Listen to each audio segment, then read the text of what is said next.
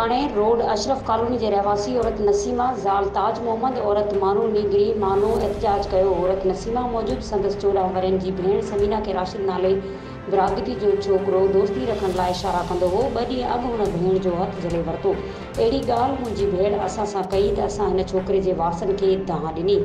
वारसनि छोकिरे खे सम्झाइण जे बजाए असांखे अची राशिद साला सोहरा दिलावर शाहिद जलाल शरीफ़ ख़ैर अची असांजे घर ते हमिलो कयो। असांखे मारण जी कोशिश कयाऊं। असांजे रड़ियुनि ते हमलेआवर असांखे मौत मार धमकियूं ॾेई फरार थी विया।